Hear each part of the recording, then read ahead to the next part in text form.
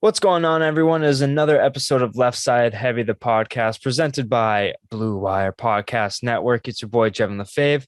On this episode, I brought on good friend of the show, Cory Letendre, and we talked everything from playoff hockey to coaches getting fired to Canucks bringing back Bruce. There it is. So it was a very fun episode. We talked about our picks in round two. What happened to the Leafs? It was another game seven, their fifth in a row. Oilers edging out the Kings. McDavid getting a crack at round two. Same as Florida defeating the 2018 Cup champs in Washington after kind of getting on the edge of their seat there, almost choking that away. But it was a very good episode. Nothing but entertainment from my guy Cory. He always brings the energy, everything. And we talked about his podcast at the end. So it was a very good episode. I hope you guys enjoy. I have a really good feeling you will enjoy this episode. If you're listening on audio and you want to watch it instead, head to the YouTube. I didn't upload last week because there's something wrong with the Zoom video. For some reason, it didn't download. And the same thing might happen again. I'm not too sure. I haven't exported any sort of video, so we'll see how that goes. But until I get that figured out, and I am uploading this on Tuesday. If you're listening to this as soon as it comes out, it is going to be Tuesday because round two starts Tuesday night at 4:00, and I want you guys to listen to some of our picks prior. So it'll be soon enough till we get back to the Wednesday upload. So hope you guys understand that. I'm sure everything is all good, but I hope you guys enjoy the episode. And here's Cory. Peace.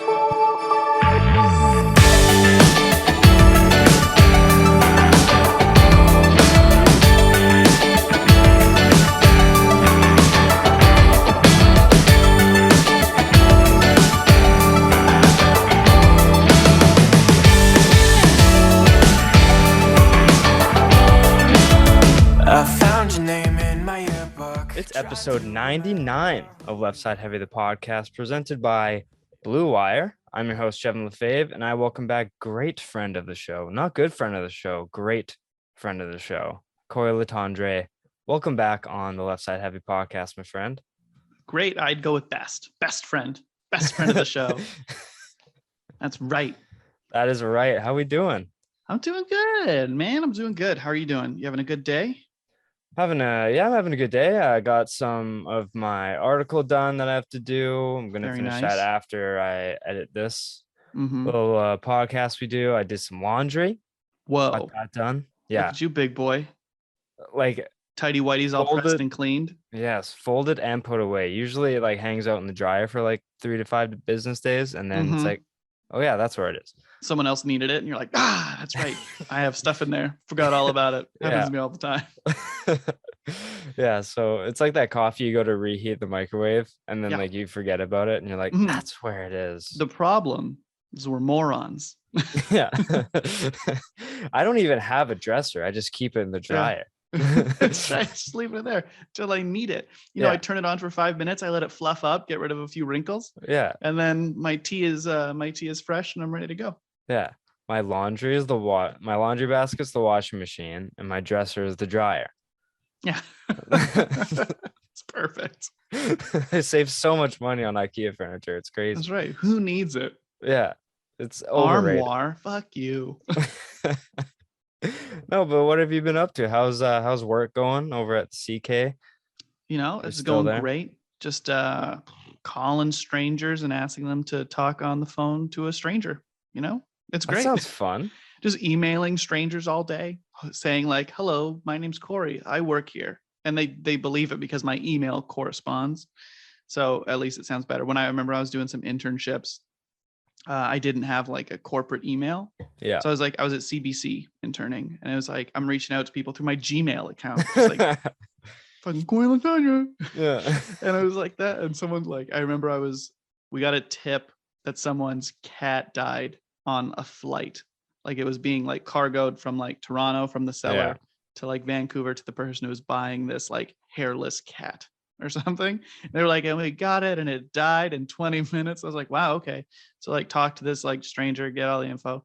I'm well, I guess I should call the airline. So I'm sending them an email, and they're if you're with CBC, why are you emailing me from this Gmail account? I'm just an intern, ma'am. I I promised I work for them. But anyways, this is the thing. And they're like, let me look into it, I guess. All shifty-eyed. But yeah, so it works out much better for me now. So that's good. People believe me that I do actually have this job. Yeah, they're not just, okay, this is some phony, just Well, or like when you're at school and you're trying to get someone to come onto something and nobody replies to your email because they're like, what is the crow? Yeah. BCIT magazine. Like, I don't know what that is. I'm not calling you back. Yeah. But when you throw, I'm like, yeah, I'm like with this real life radio station, like that's in this thing. They're like, I will respond to your email.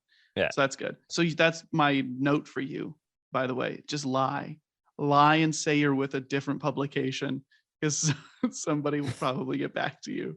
Just like leave a phone message and be like, yeah, my name's Jevin. I'm with City News. I'm with the Sportsnet TSN, 650. TSN radio. Yeah, TSN 1040.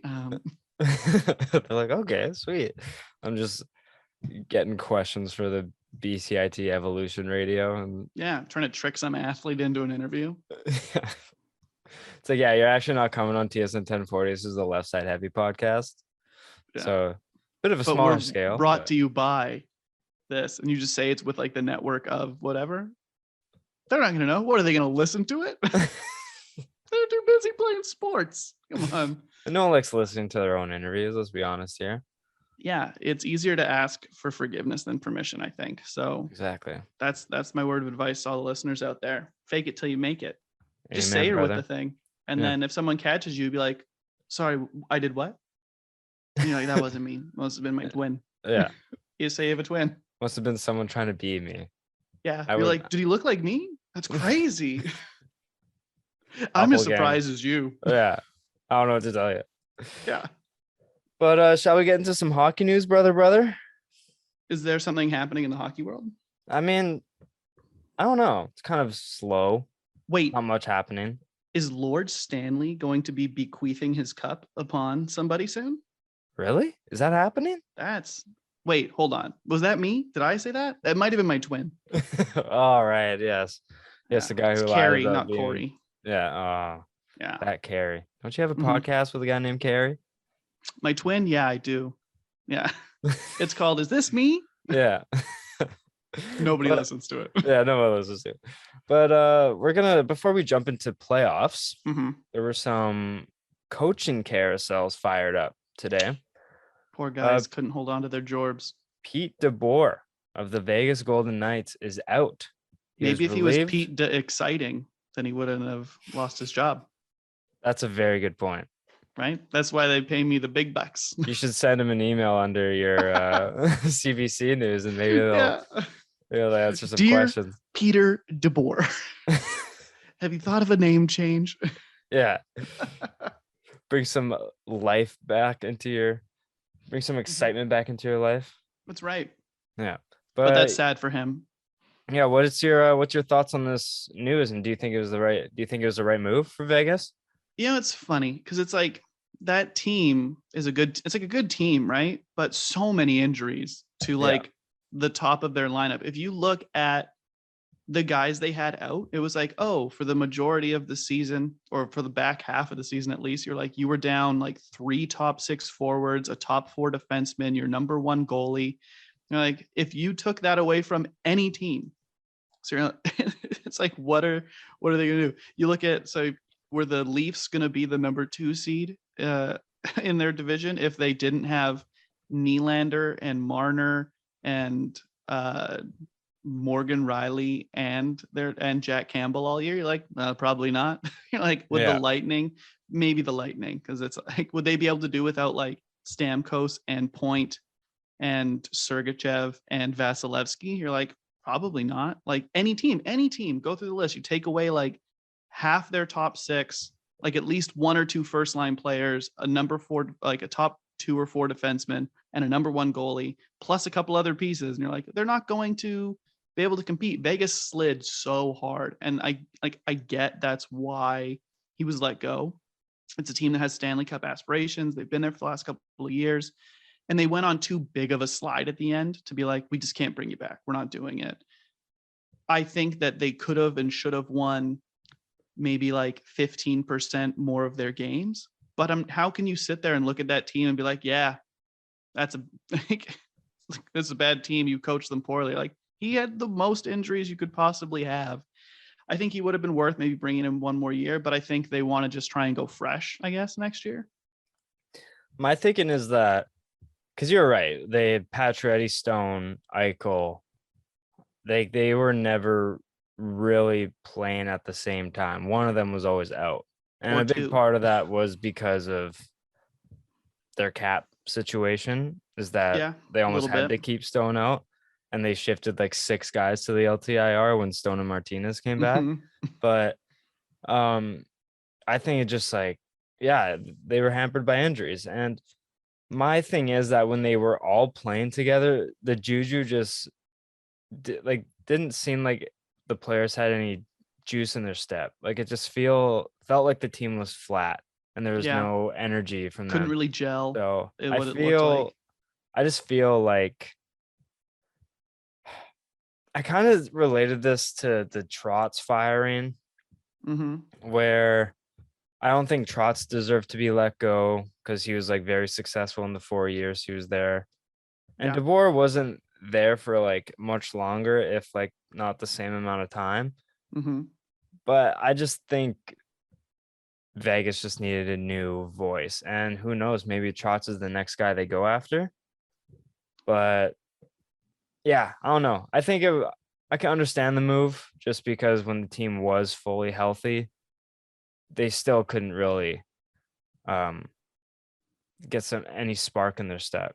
So Yeah. Like, but that's the thing. It's the thing where it's like, were they fully healthy ever? Like, they still, by the end of the year, when they got a couple guys back in the lineup, right? Like Stone's in the lineup again, and Eichel's in the lineup again, yeah, and you've got Pacioretty back in the lineup. You're like, okay, great. Like, oh, 3 of our big guns, like, they're back in. You're like, well, Nolan Patrick didn't play.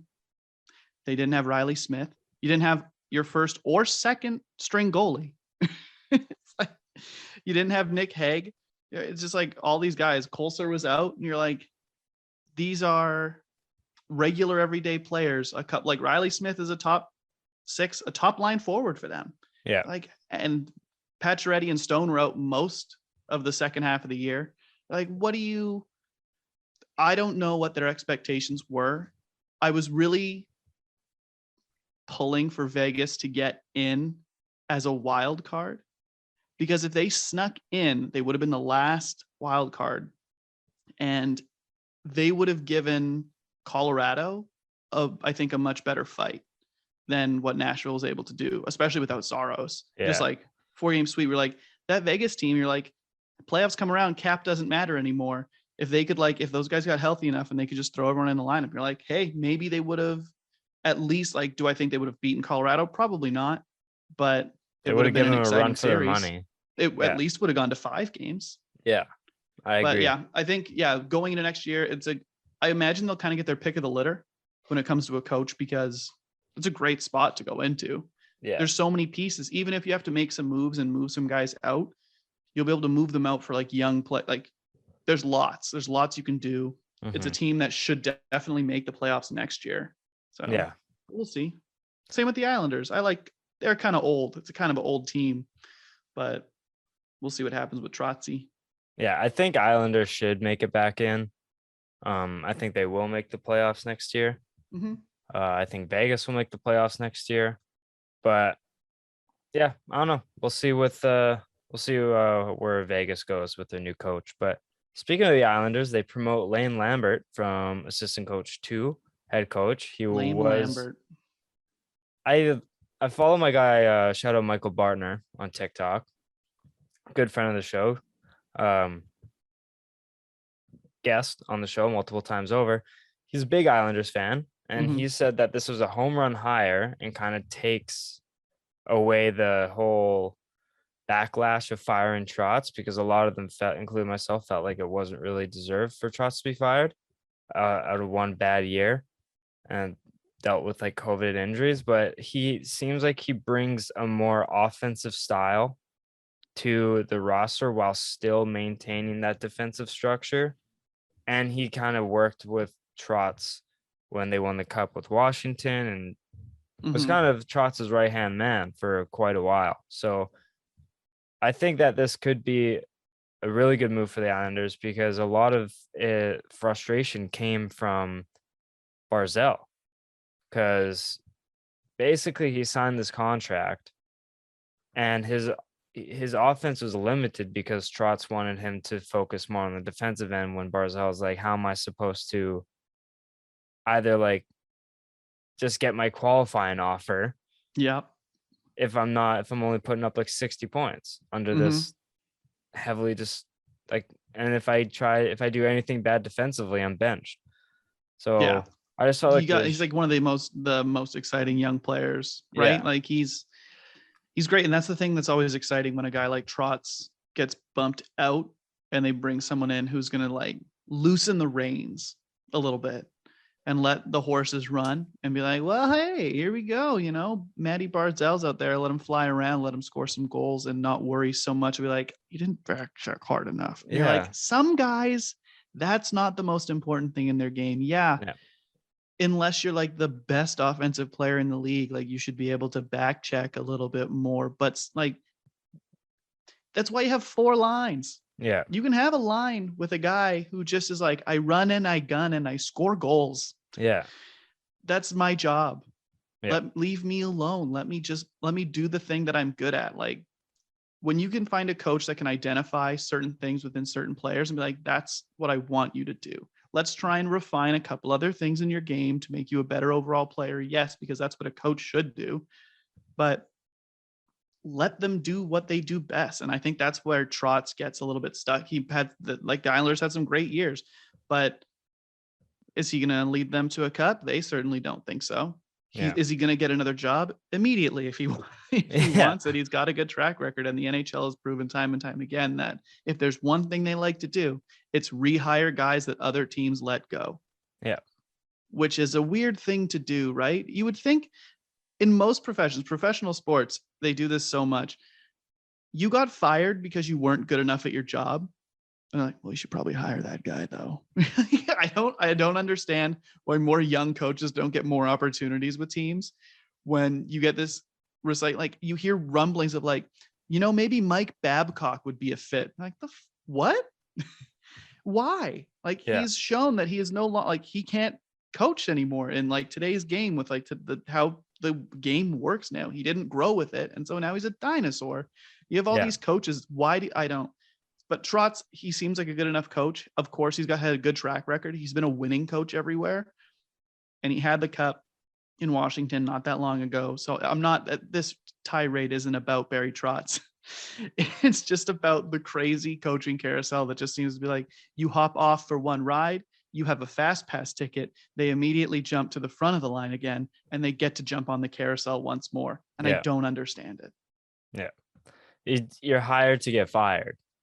That's Yeah.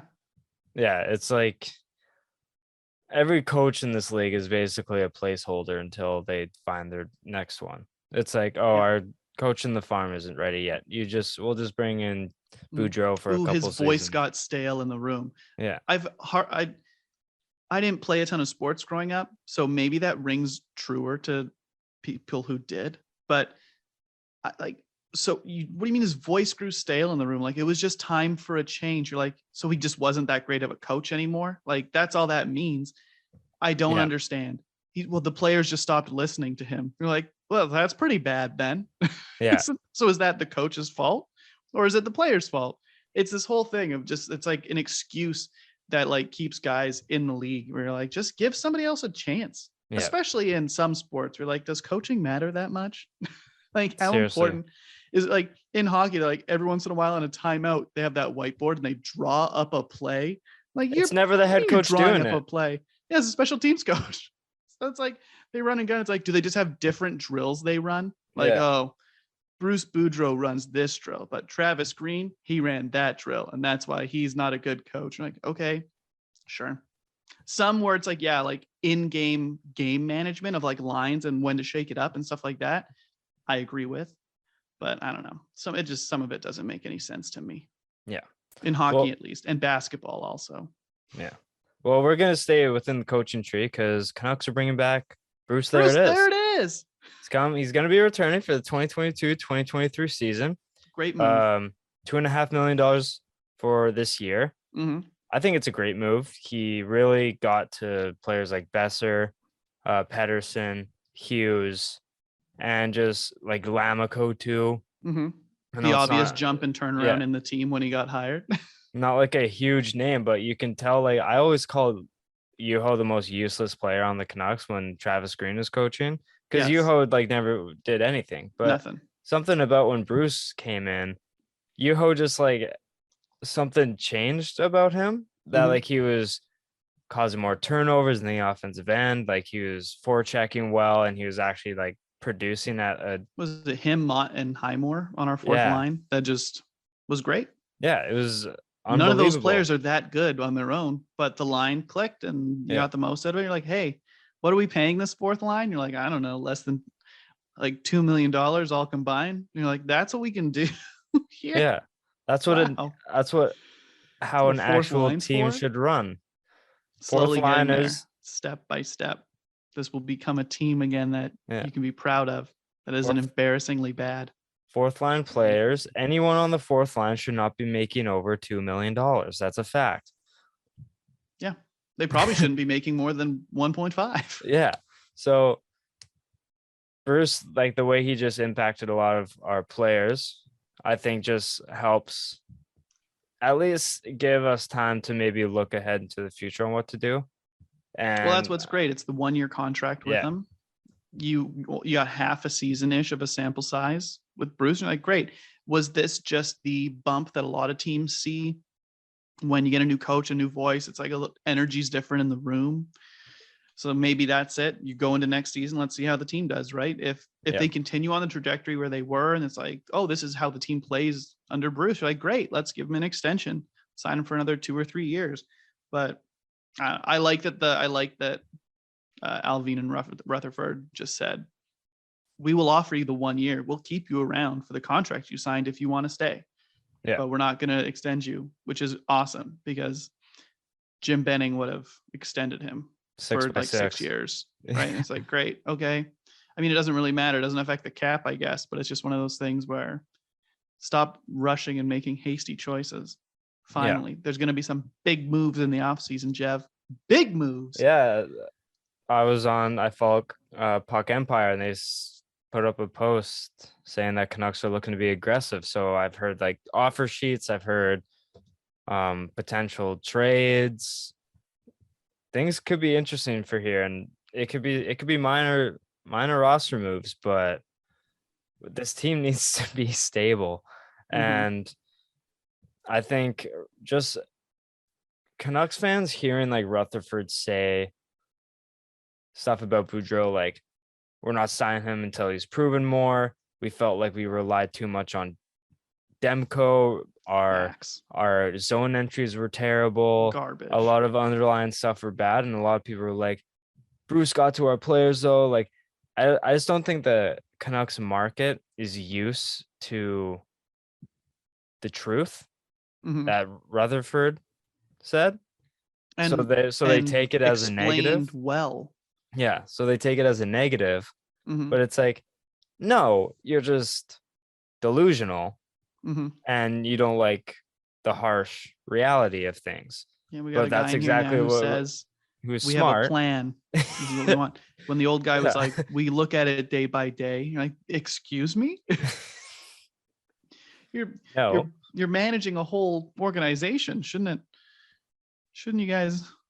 you not do that? Yeah. Shouldn't that be the thing you don't do? But Well, yeah, I'm excited. I'm excited for Jimmy, new Jimmy 2.0 to see what he can do. Yeah. I think that JT Miller is gone. I don't think he'll be back. I think that he gets traded before free agency. Okay.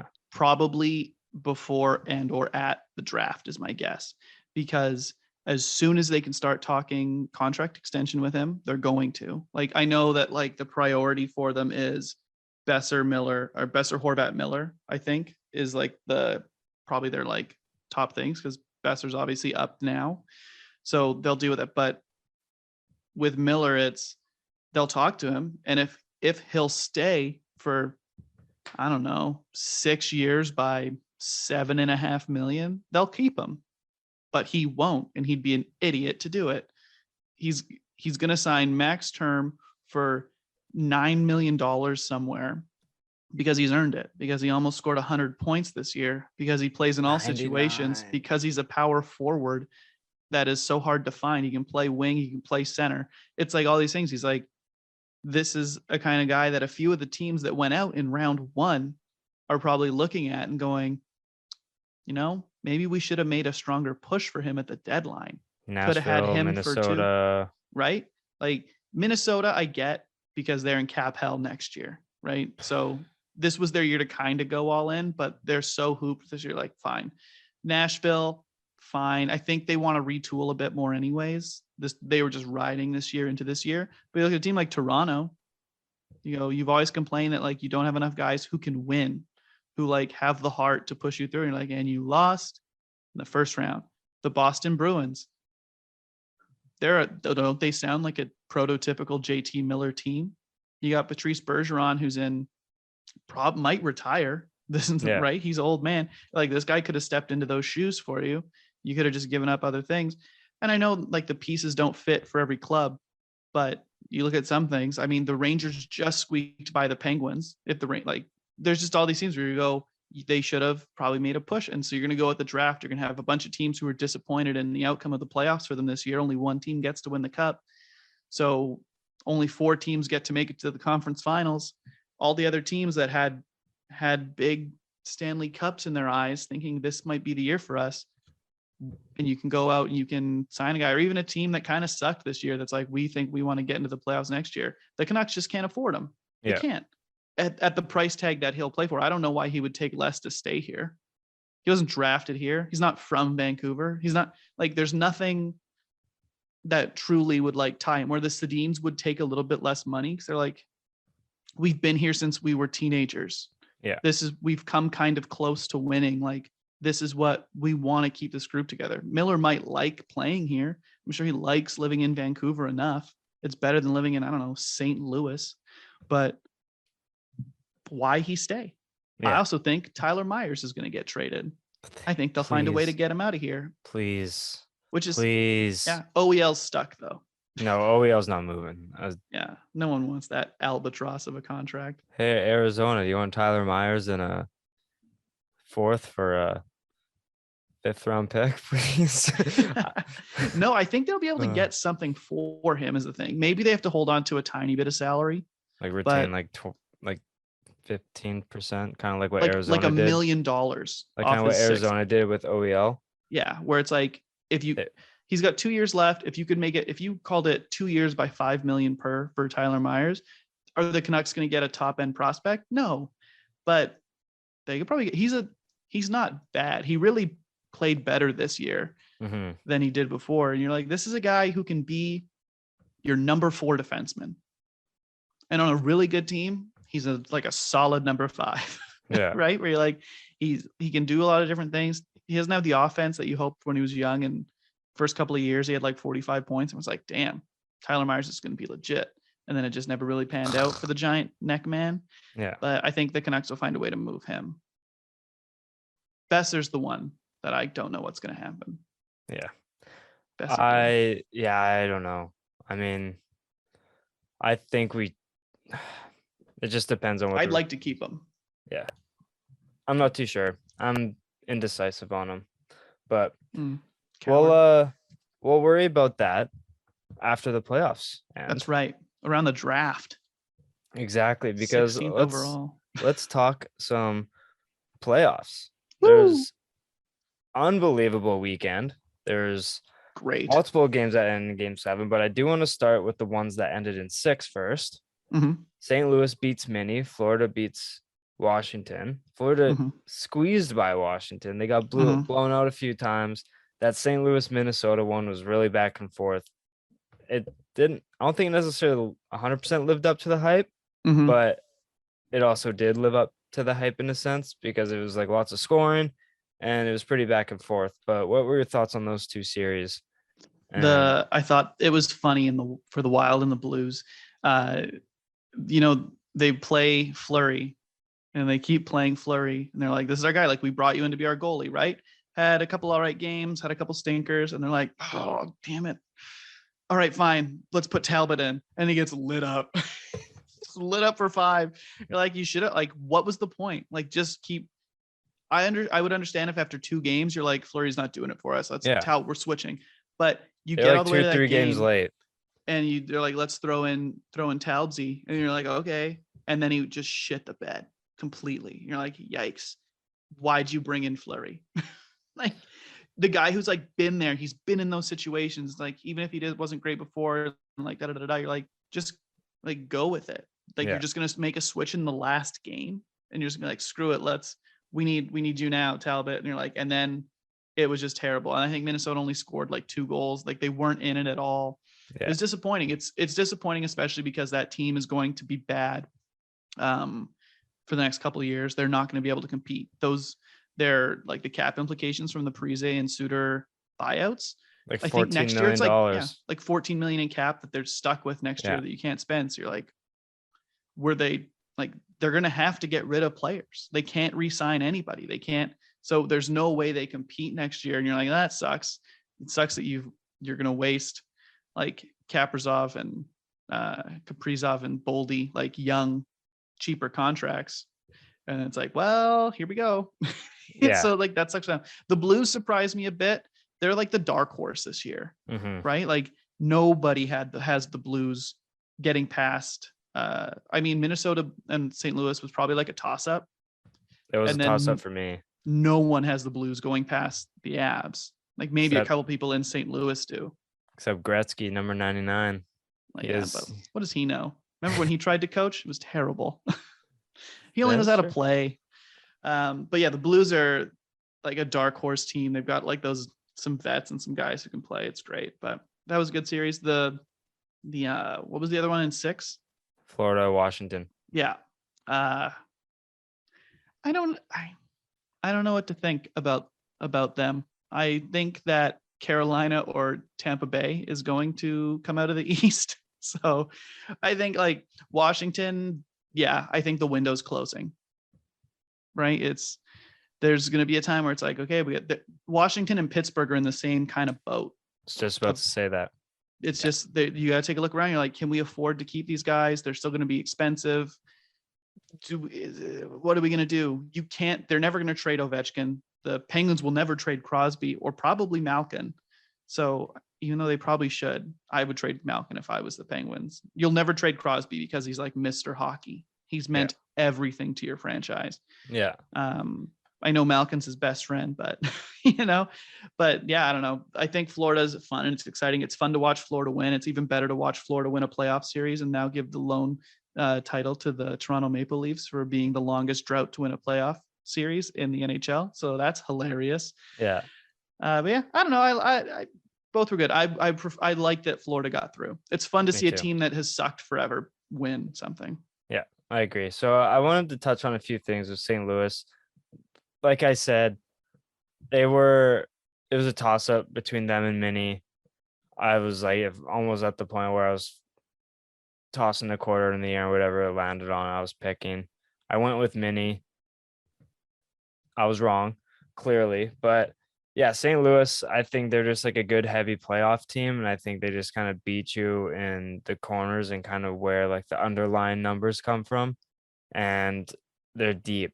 Like Jordan Kyrou, Buchnevich, Justin Falk, even on the back, he's starting to produce more offensively while being steady on defense.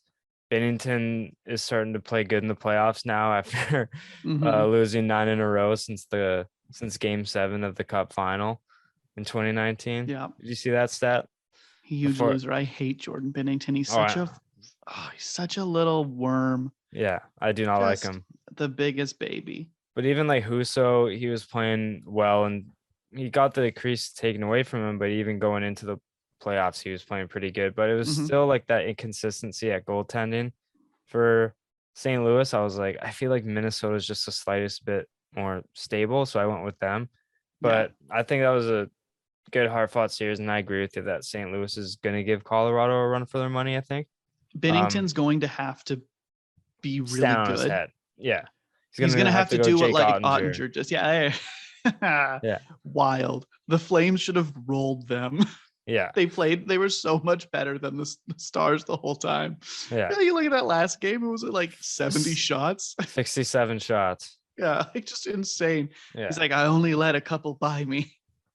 hit a He deserves to win the Conn 9.55. Smythe Yeah, 100%. just from one first round playoff loss. Just Yeah. like it doesn't matter. No one's gonna have a better performance through the rest of the playoffs unless Verhaeghe can score 12 points per series again. But yeah, Florida, Washington. I was worried for a second. I was like, is Florida for the gonna cardiac cats? I was like, is Florida gonna choke this again? Mm-hmm. But I mean, like, they're such a skilled team. They're deep down the lineup. I'm like, they literally have to figure it out because this team is way too good to lose. Mm-hmm. So, but they did figure it out, and I hope they do go on a run because I like Too. Florida. I hope so. And my boy Claude Giroux. yeah, like Love him. I just hope they make it happen. But yeah, those two series were over in 6. We're going to the game 7s. Woo! 3 game 7s on Saturday, 2 on Sunday. Love Unbelievable. it. So fun. Yeah. So on Saturday we got Leafs going down in 7 to Tampa. So funny. Canes edging out Boston. Great game. And Oilers defeating the Kings. Big bummer. Was really pulling for the Kings. Would have been hilarious. So what was your thoughts on the Saturday slate? And I think 90% of our conversation is going to go towards Leafs losing again in the first round. Nothing's funnier. Funnier. Let's save them for last. All right. The Oilers Kings game. The Oilers should have won that series before it got to 7. I don't understand what happened. That's because they're not that good. Like, they got to play the Kings, who are going to be good, but aren't good yet, right? Like, they're fine. They're a playoff bubbly kind of team.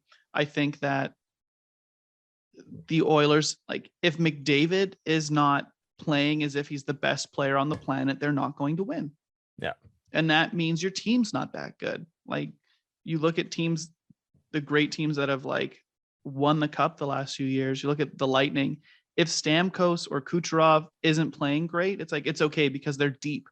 They have so much other scoring where they have Draisaitl, who's hurt. So who knows how that's going to play out.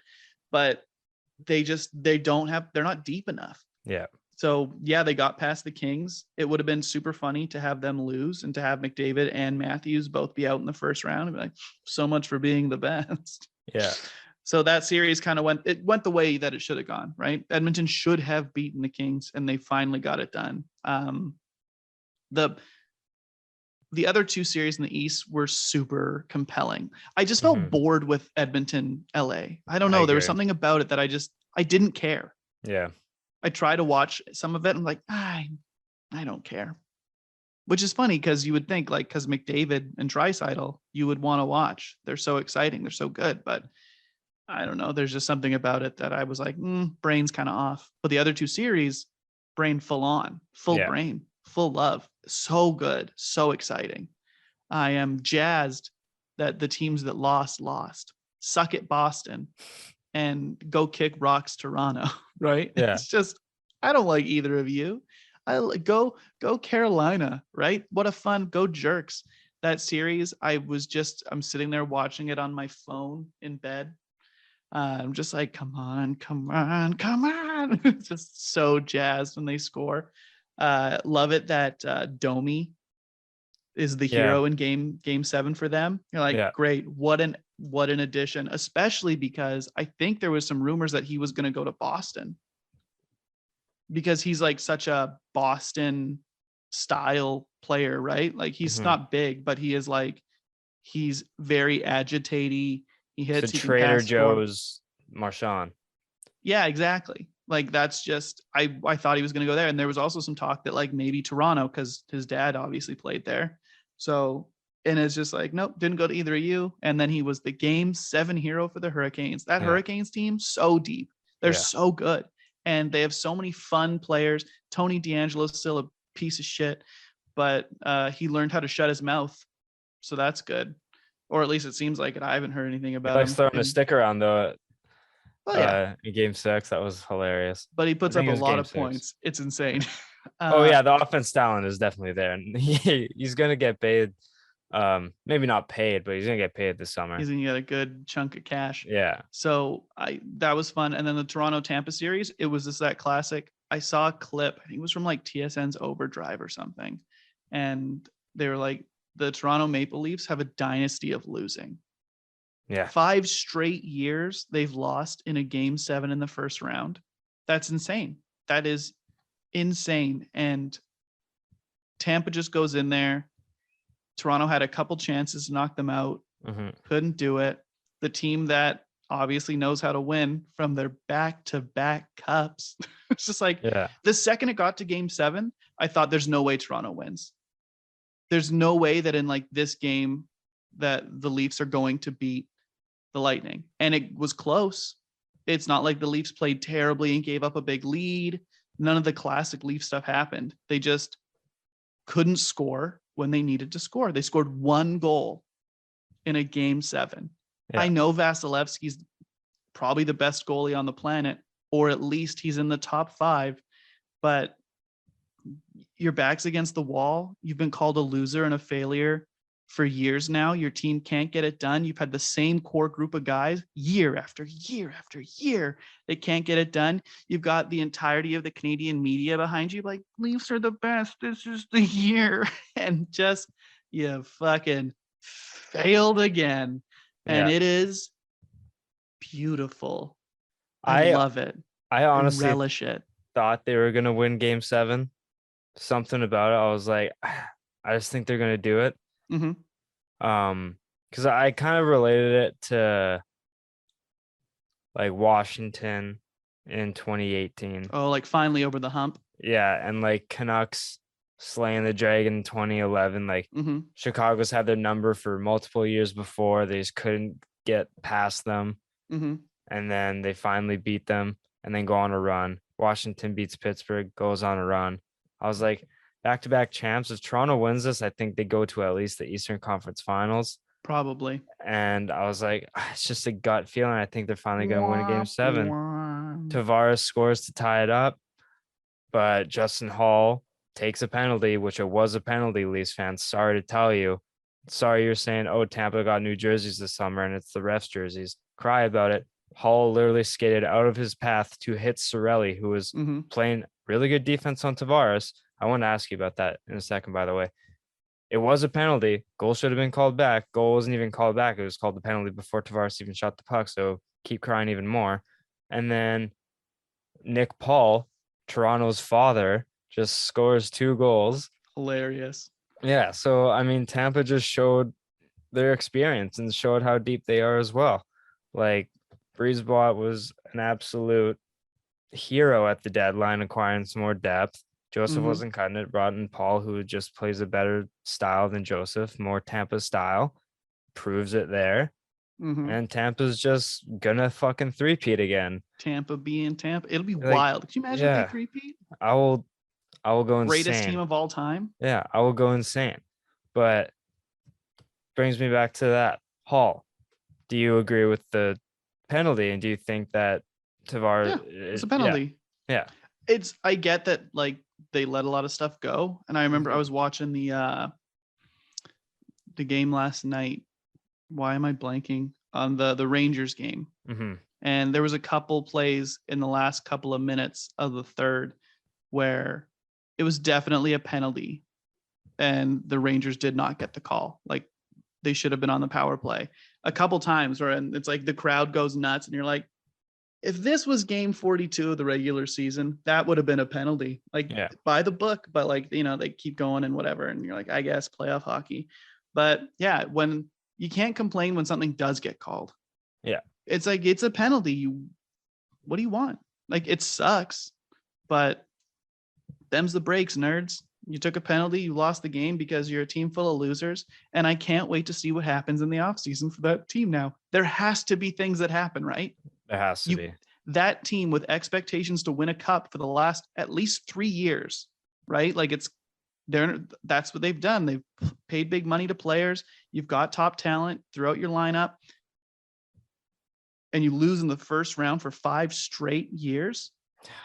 If the GM doesn't go, if Dubas doesn't go, then it's like there's going to have to be direction from MLSE to be like, you have to make changes. There has to be something that changes here, because you're paying a lot of guys a lot of money to only get them 4 games of home revenue in the playoffs. It's crazy. And for a team as talented as they are, it's insane that it's been that long. Players on the back end. Like, yeah, their D's not the best in the league, but they're not atrocious.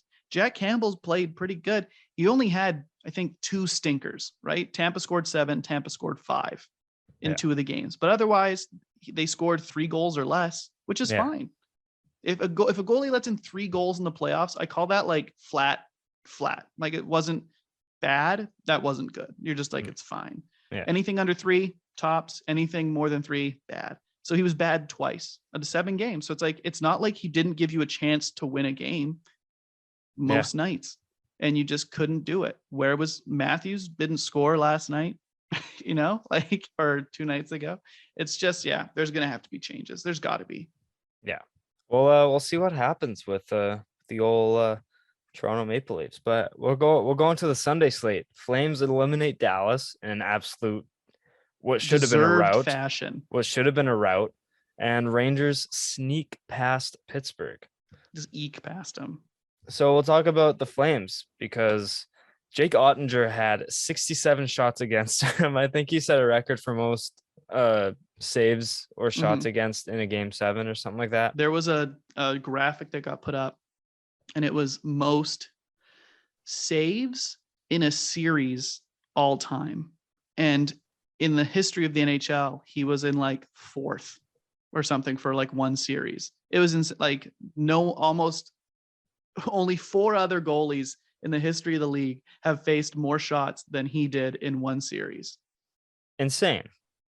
And it's not even that it was shots faced. It was that he almost allowed no goals all the time. It was such a low scoring series. Like, the first game, Dallas won 1-0. The second game, Calgary won 2-0. So 2 straight shutouts, 3 goals in 2 games. And then the other ones were just like 4-2, 3-2, 4-3. Like, I can't even remember the scores exactly, but like game 7 was 3-2. And Dallas at one point was out shooting them like 48-12 or something like that. Like, Ottinger was standing on his head. He deserves the Conn Smythe, despite being a first round exit for MVP of the playoffs, because Dallas could have been swept without Jake Ottinger and how he played. But I couldn't be happier to see Gaudreau get the winner. Yeah.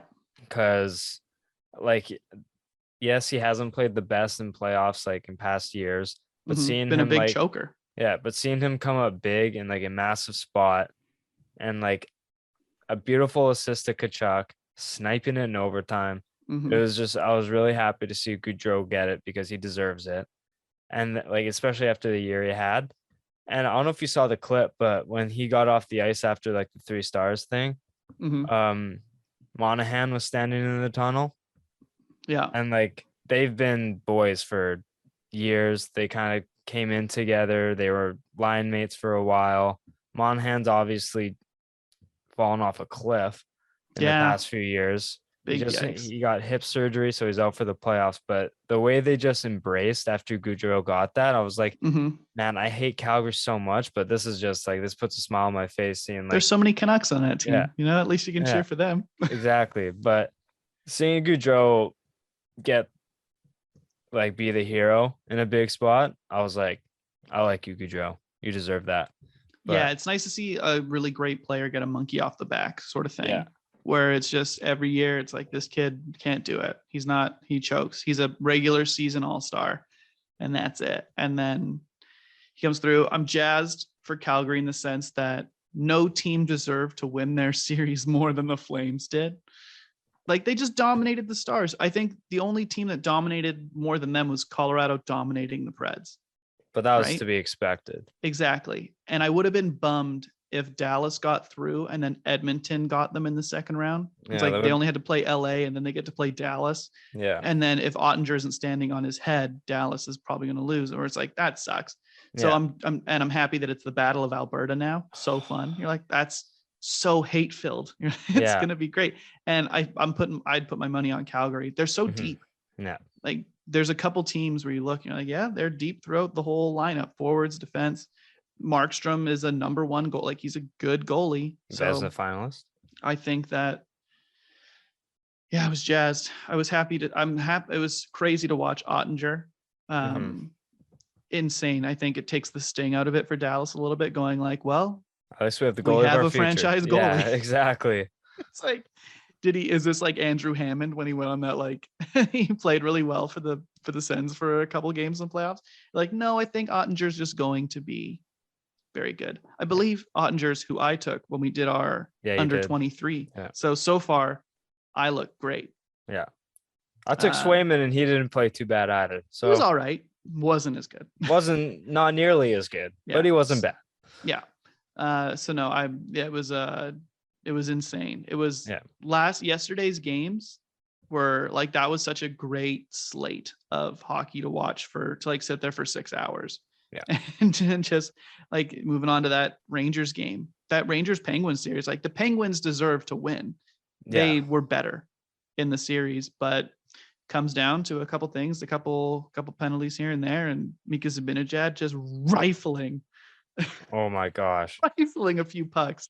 Yeah. Kreider gets that one. And you're like, bar down. That was electric. What a shot.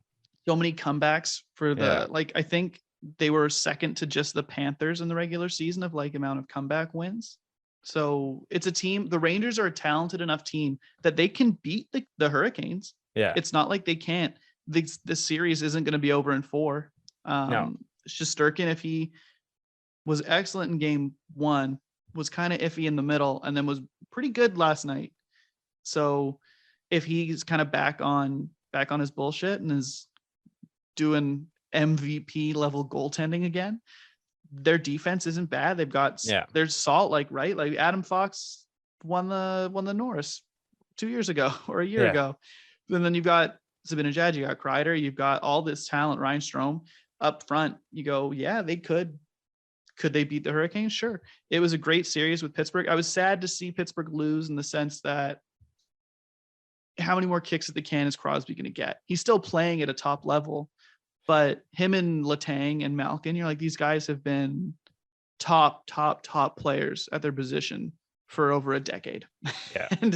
and so it's just, it's bittersweet to like, you see like the Rangers are kind of a new team to go forward. Like haven't been good for years. Right. So they're like on the up. You're like, does this start the end of the teardown for Pittsburgh? How much longer can they mortgage their future? Yeah. To like borrow and be like, we don't need a first round draft pick. We'll just trade it to you for another player that we can insert into the top 6. So it was sad. I'm watching that game and, you know, the guys, they all shake hands and and then Crosby just goes and he's at the doors and he's just seeing all his teammates off and like giving them a tap and a little talk. And then he just kind of like, you could see this look in his eye and he's looking at you can only assume he's looking at the Ranger players celebrating on the ice. And he just has this look, and it's not like, he doesn't look sad, but he had this look in his eye of a guy who knows. It's like he's been there, he's won it.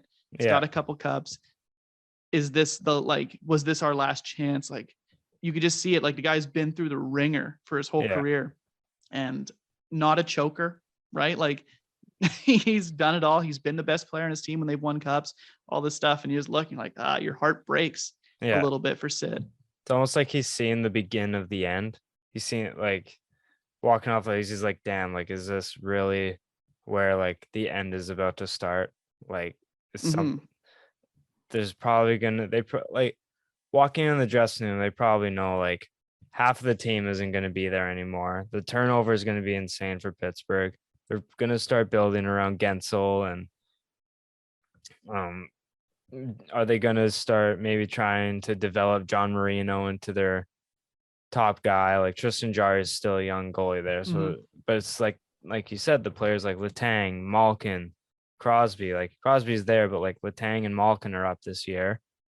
Malkin said he's taking less, but it's a matter of like, are we going to try and maybe Yeah, are both these guys sign going to and trade take for less money? prospects? And Yeah. because Like if a hey, if 1 year they go deal. like, hey, Malkin's like, I'll sign for 3 years at 6 million. They're like, well, great.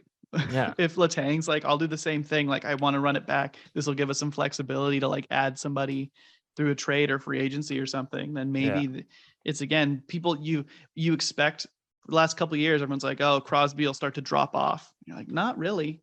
No. He's still As long as he's not putting up healthy. 130 points anymore, but Well, I mean, like he was on pace for like 115 this year. Yeah.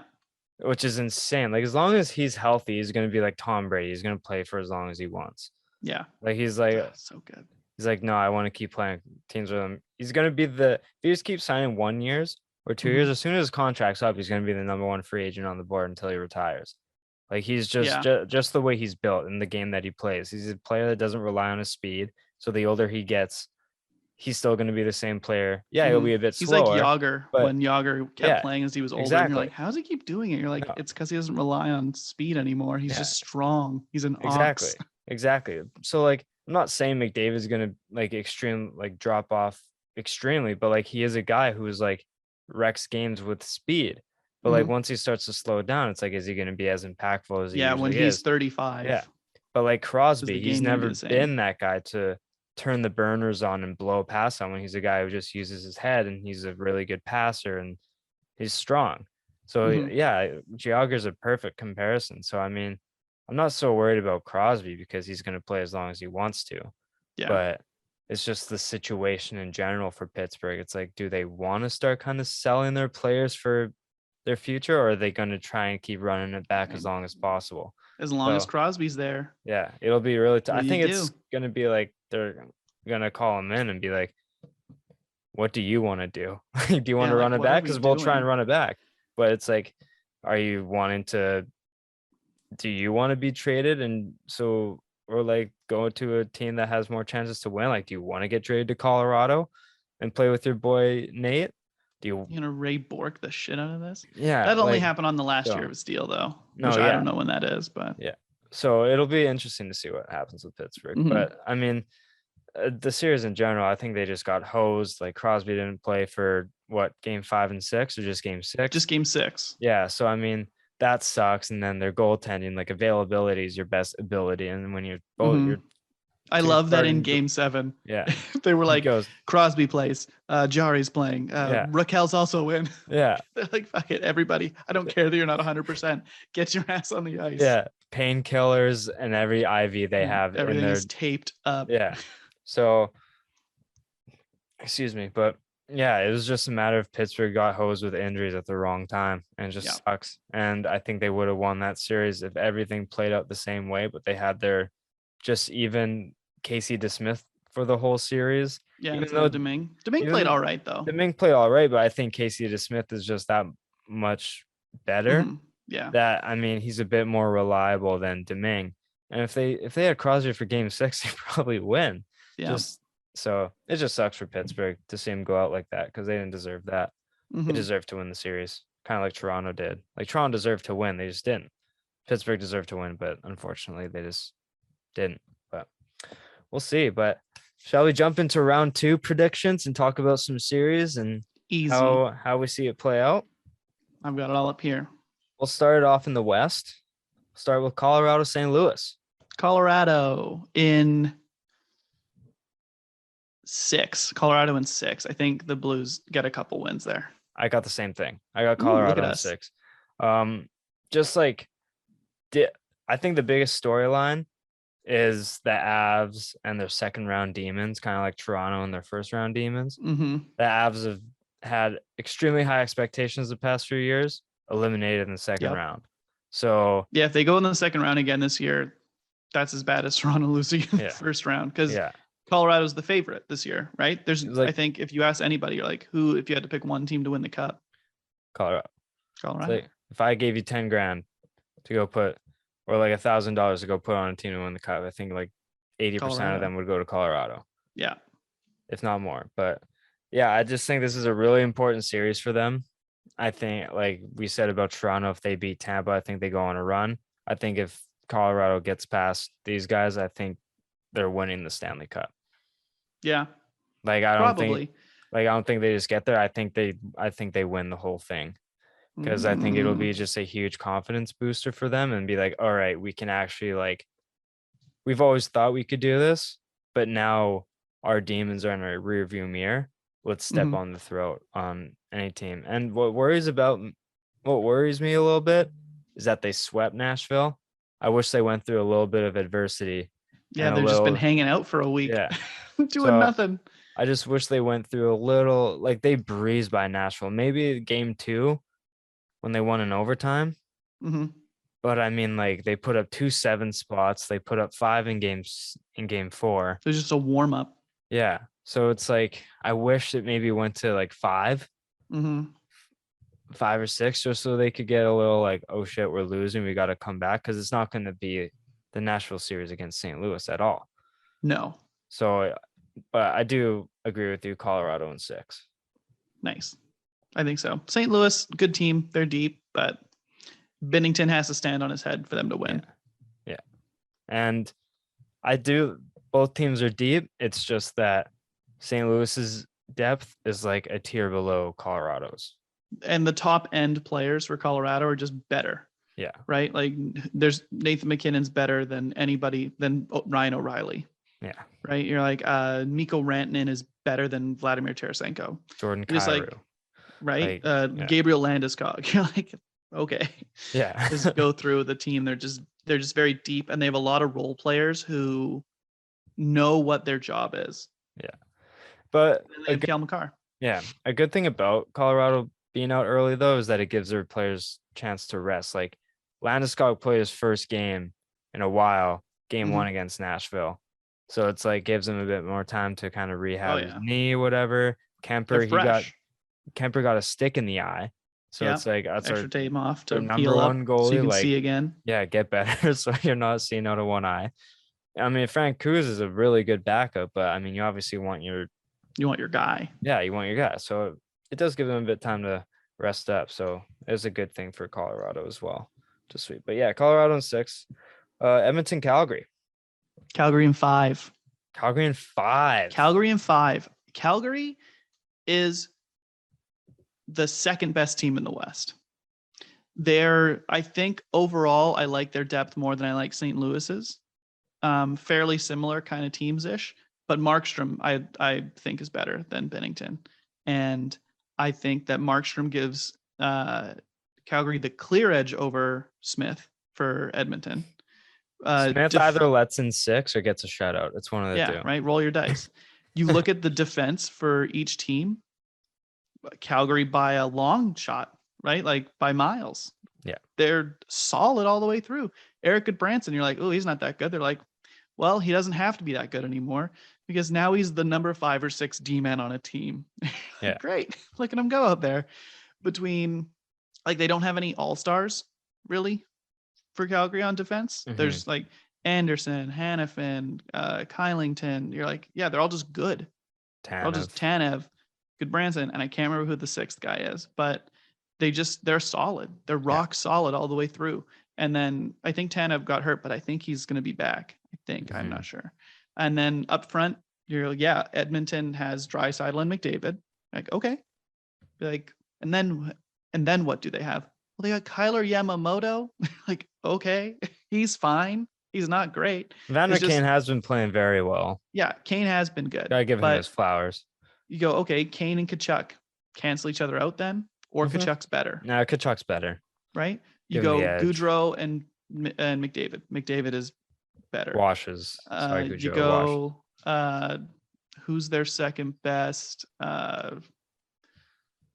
Lindholm. Draisaitl's better. But then you're like, after that, like I'll take Michael Backlund. I'll take Dylan Dubé. Right? Like I'll take the guys the Flames have. The Oilers will win at least one of these games. But it's going to take Smith being stupidly good and like getting shutouts every time. People are going to I think this series is closer. One, it's the Battle of Alberta. They play each other all the time. They know each other. They hate each other. So like it adds an element. And they go, well, Calgary barely got past Dallas. And you're like, Calgary barely got past Dallas because they just ran into the best goalie that has ever played in a round, essentially. Like Yeah. they shot so many, like Yeah. they dominated play in every category. And Edmonton just barely beat LA, who is a very okay team. I don't see Edmonton winning unless McDavid goes Super Saiyan and is like, no, I'm going to get 4 points a game. Then fine, maybe they do, but I think Calgary beats them. I think they beat them pretty handily. I'm going Calgary in 5. I said Predictions, you know. I said Calgary in 7. Ooh, I like it. The drama, the suspense. Yeah, 6 or 7. 6 or 7, Jevin. What is it? I'll say 7. There we go. Yeah, I'll say 7. You did start swaying me to 6, but I'm like, I'll go back to 7. I'm not a coward. But I just think McDavid's sick and tired of losing, and I just think that he's going to kick it up a notch. And I just think it's going to be Edmonton's wins are going to be like very hard to like, they're going to be very close games. Calgary's not going to get blown out. I think Edmonton has a chance of when they lose, they get blown out, kind of like almost not necessarily Colorado game 1 and game 2 against Nashville. And it's not going to be like a 7-2 and then 2-1 in overtime. Like, I don't think Edmonton's going to lose that bad. If anything, it'll be like a, say, 5-2 with an empty netter and then a 3-2 victory in overtime for Edmonton kind of thing. Okay. Like, it'll be kind of like that. That's how I see it playing out.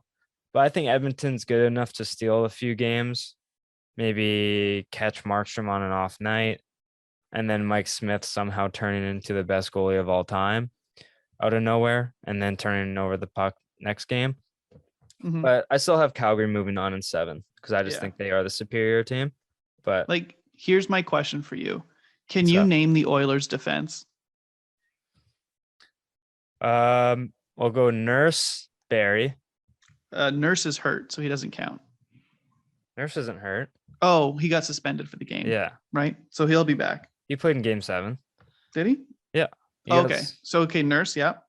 Nurse, Barry, Kulak. Who's the old man? We hate him. Keith. Yeah. I can't remember their 6, 7. Cody Ceci. Oh yeah, Cody Ceci. Pittsburgh Chris legend. Russell. And then a young kid, Evan Bouchard. Evan young, Bouchard's looks good. like he's going to be good, but very young. So you're like, okay. I just look at that decor and I'm like, you know what I mean? Like, how I don't see them being able, like, they just don't match up as well. Yeah. They're just a bunch of like, all those guys are like just like a rung-ish below each guy for like Calgary when you look at them. And I just, as a unit, I just go, yeah. And their goalie's not that great. So it's just Calgary gets such a clear advantage from defense and goaltending. And then you can parse the forwards if you want. You go, okay, well, top 6, maybe it's a bit of a wash with the talent that between McDavid and Draisaitl just overpower, and go, okay, so you wash out the top 6. And then a bottom 6, they've got Archibald, McLeod, Puljujarvi, Cassian, Ryan, and Fogle. You're like, yeah, I mean, it's not terrible. Obviously, they won a lot of games this year, but it's not inspiring. That's not a bottom 6 where I'm like, yeah, that's pretty good. You know, the Flames, they've got Dylan Dubé, Cal Yarncroc, Tyler Toffoli, Lucic, Lewis, and Stone kind of is like their bottom 6. Like, I would rather have that bottom 6. Let's hope Toffoli kind of steps it up. I want to see him have a bit more success in the second round. Got that goal in game 7, right? Yeah. There we go. Yeah, he's streaky. He is streaky. He was a bit more consistent in the regular season, but I kind of hope as a, rental for Vancouver, I hope to see him have a bit more success, because I've always liked Toffoli, even when he was on LA. I've always liked him. I hope to see him have a bit more success. He's the kind of guy that you look at and you're like, yeah, what a guy to have in your bottom 6, like a third line, like secondary scorer. Where you're like, yeah, if he can get going, great. Yeah. Yeah. No, I totally agree. But I just have Edmonton like scraping out a few. Doing better than I do. That's fine. Yeah. Suck it, Edmonton. We'll see, though. We'll go to Battle of Florida. One battle to another. What do you got? I want to say Florida. Same here. I really want to. I had them in my original bracket, but just the way I saw Tampa play in round one and then Florida in round one, it scared me off. I think it goes at least 6 either way. Yep. I'm gonna say Florida. I don't want. Yeah? My brain wants me to say Tampa, but I'm gonna go with my heart, and I'm gonna say Florida in 6. Florida in 6. Yeah, I got Tampa in 7. that's fair. Yeah. This one was. They're I the was smarter bouncing pick. This one I think Tampa has the higher ceiling, but the lower floor. You know what I'm saying? It's like, wait, did I say Tampa has the highest ceiling? I think you meant the other way around. Florida has the highest ceiling, lowest floor. Like Florida may not show up, but they might put an 8. Where like, Tampa's going to. They're just going to, like, they're never gonna. Yeah, I just feel like they're just solid and battle tested. It's just the fatigue factor. It's like they went through a war with Toronto, and they're coming off like they've played a lot of hockey the past 2.5 years. It's like, can they go on another run? I do. They're a more stable pick in my head. So I still think it's going the distance though. Tampa in 7. Going volatile. Cardiac cats. Yeah, it was either Tampa in 7 or Florida in 7 for me. That's fair. So what does Florida have to do to beat Tampa? Like, what's one thing that obviously score? Because beating I know that is sounds stupid. But I just mean like Bobrovsky obviously has to play well. It has to be Vezina, streaky Bobrovsky, guy, right? Very. So you never know what Bob you're gonna get. But this just, I don't know. I feel like it's a fairly evenly matched series. Florida just has a lot of like unsung guys, right? Yeah. Where it's like Verhaeghe comes out of nowhere this year. He has 12 points in the first one. You're like, okay, that's what they need. They need a couple guys to just get lit and go. Yeah, and he stay went hot. McDavid on Washington. Exactly. And if they don't get that kind of play from at least like 2 players, they're going to be hooped. Yeah. I know, Tampa's Braden Point's out for a little bit, at least like 1 or 2 games. Yeah. So like that's great for Florida. I forgot about that. But you still got Kucherov and Stamkos. So they're still okay. Still a deep team, but I'm going to go with Florida. I'm going to go with the fun pick. Sweet. Battle of the Sunshine State. I am going to be cheering for Florida just because I want to see like players like Giroux, Huberdeau, Barkov. I want to see them like go deep and have success, and they deserve it. Maybe they'll be like the Washington, and Tampa will be the Pittsburgh kind of thing. Maybe because they've ran into Tampa a few times, and when they've been the 2-3 seed, and they've kind of gotten the shit end of the stick a few times with Tampa. So maybe this is their time to dethrone them. Right. And we'll see. They own the state of Florida now. Yeah, it's gonna be very exciting. I'm happy to see that they're finally getting like full arenas because the winning brings it, baby. Yeah, actually, they've always been good. It's just that Florida's been so tunnel visioned to like football and basketball that they we actually have a really good team. Well, they've sucked for a long time. Yeah, but like even before they got Bobrovsky and like Joe Quenneville. They were like the highest. They had a couple of years where they were doing a little bit better. They're like the highest scoring team in the league. So I love to see it. Yeah, I love seeing packed arenas in Florida. But last series here, Carolina, New York. What do you got on this one? Carolina 6. Same here. I would say in like 5, but I think Shesterkin's going to play well enough that the Rangers will get a couple out of that.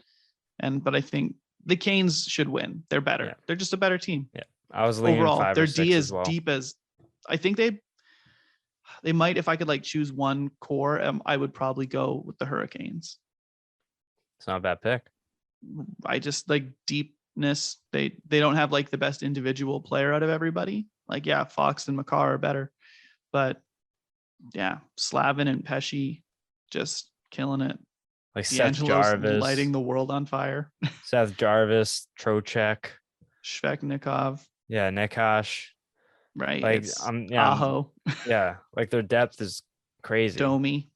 Yeah, I think they had like 5 20 goal scorers or something like that on their team. They're just very, very good. They've been that team for the last couple of years where everyone's like, oh, like, is this the year the Carolina Hurricanes kind of really go for it? And it's like, nope. Oh, nope. And this year is like, this looks like it might be the year. Yeah. No, I'm really excited about this. I think the Rangers really need to like improve on their even strength scoring, because if they don't Mm-hmm. get that, and like, is there an update on Freddie? Like, is he going to be back for this series? I don't know. Because if so, like, they need to do better than Boston and capitalize on Ranta. Like, Ranta is a good backup, but he's not Mm-hmm. Freddie. They need to Yeah, capitalize and put pucks past them and got to actually bury a few. they have to take advantage more If and not, Shesterkin can play at the level he played at during the regular season, the Rangers will have a chance to win the series. yeah. If you get Shesterkin that was from like game 2, 3, 4, and probably 5, you're like, he didn't play great. And Yeah. if that's what you get, you're like, if the Hurricanes can score at least 3 goals on you every game, it's like, I don't know if you're going to beat them. Yeah, it'll be very hard. But it should be very a fun series. I'm really looking forward to all these series. Yeah. Like sometimes one squeaks through, you're like, I don't really. But you got the Battle of Alberta, the Battle of Florida, Colorado, St. Louis, which should be a great matchup. And Hurricanes, Rangers should be like a very fun series to watch. Yeah. So No, I'm it's gonna jazzed. be it's gonna Looking be forward super to it. exciting. Very exciting. Well, I think that's all we got for this. That's it. Yeah. I think it was a lot. I think we did good. We did very good. I think we went for about an hour 10 kind of thing. Nailed it. Yeah. This is a great episode, Cory. Thank you so much for coming on. That was round 2 preview. And I did say that this is going to be out Monday night. But I'm going to release it tomorrow morning instead of Wednesday, because I want to have people listen to it prior to the games. Maybe I can even, no, games are tomorrow, right? Start tomorrow at 4. Yeah, so I'm going to upload it tomorrow so people can listen to it prior to the game start. Here are my prognostications. Yeah, we're kind of getting away from the Wednesday releases, but doing that just because I don't want it to be a day after some of the games have been played. So I'm kind of just doing it, editing, uploading right away, basically. So forgive me for that, but probably no one really cares. So they just want it when they can get it. They're just happy. Yeah, amen. But Cory, thank you for coming on once again. You're always my guy. Let the people know where they can follow you and just listen to your podcast and all that fun stuff. You can follow me on Twitter at Cory_Letendre, and you can find the Snacktastic Voyage on Twitter. You just look it up. Just search Snacktastic Voyage, Twitter, Instagram, whatever. It doesn't really matter. Pick your poison. Instagram has more fun pictures, probably. So, search it up on that. If you want to listen to a couple of guys talk about a couple of treats, we just finished recording one yesterday. We did a build your best. You get $15. You get different tiered level of snacks. And we did a movie theater. By the way, blockbuster build your best. Easiest one ever. Yeah, what'd you go with? I went popcorn, nachos, peanut M&Ms, so you spent soda. 10, 11, 12, 13, 14, $15 there. That's solid. I went a different kind of route. I took the pop. I took the Maltesers. I can't have Maltesers, so I had to. Fair. That's fine. I took the nibs. I took licorice. I love nibs. So good. And I went with the mini melts, the fun little frozen ice cream treat, sticks to your tongue. So fun. So great. And a hot dog, because I hate that cheese in nachos, like that fake pump cheese. It makes me want to throw up. I usually just like the chips and salsa. And I'm dumping the cheese out. I'm not usually a queso guy, but sometimes I'll go the salsa route instead. That's fair. Salsa's great. So I got the nachos. I got the main, dabble with the popcorn a bit, take a sip, and finish it all off with some peanut M&Ms. I got no real problems with what you did there. You really went with the salty route between peanuts, nachos, and popcorn. But aside from that, nothing better than a Coca-Cola to wash it down. You're telling me if you said Diet Coke or Coke Zero, I was going to reach through this screen. I was going to slap you around a little bit. I've actually adapted well to Coke Zero because that's all my mom buys. So I've slowly started to get it. Doesn't taste bad. It's just not as good. I mainly have it with my rum and Cokes. Oh, fancy. Look at this adult, everybody. What can I say? Rum and Cokes. What can I say? But I'm actually a root beer guy at theaters. Okay. Big root beer guy. What's your favorite root beer? A&W and then Mug.